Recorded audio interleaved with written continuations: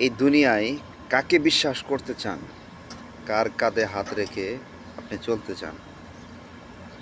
আসেন, আজকে আপনাদেরকে ধামাকা একটা মেসেজ দিব। সেই মেসেজটা হচ্ছে, আজ থেকে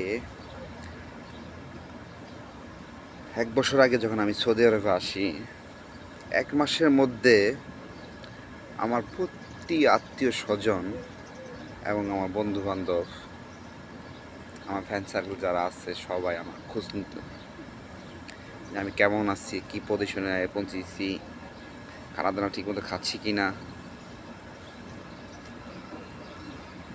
1 মাস পর থেকেই মানুষ চেঞ্জ হয়ে গেল। কেমন? যখনই আমি আমার ফ্রেন্ড সার্কেলদের ভিতরে বলি কিংবা আমার আত্মীয় স্বজনদের ভিতরে বলি যে আমার অবস্থা তো খুবই খারাপ, আমি সৌদি আরব আসার পরে আমি ভালো কাজ পাচ্ছি না, আমার এই যে কোনো কোম্পানিতে আমার কাফালা করে নিচ্ছে না, আমি থানাদার হতে পারতেছি না, তখনই আমার পাশে থেকে মানুষ সঙ্গ ছেড়ে দিল। কেননা আমি বিপদগ্রস্ত লোক, আমি বিপদে পড়ে আছি। কখন জানি তাদের কাছে টাকা চাচ্ছি, কখন জানি তাদের কাছে খাবার চাবো, কখন জানি তাদের কাছে একটু সহযোগিতা চাবো, কখন জানি তাদের কাছে একটু থাকার জায়গা চাইবো।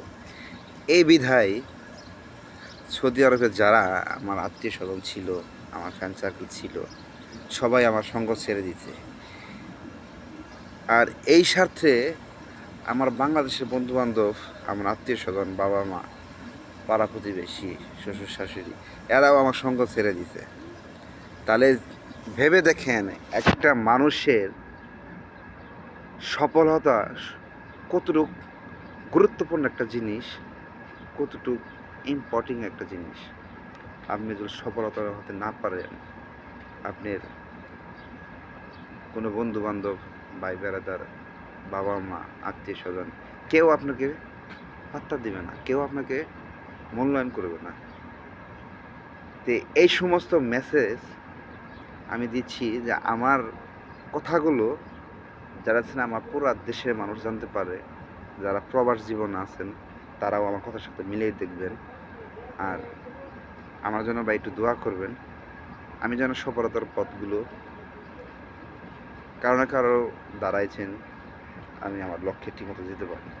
ভিডিও একটু লং হয়ে গেল, তার জন্য ক্ষমা দৃষ্টিতে দেখবেন। আসসালামু আলাইকুম।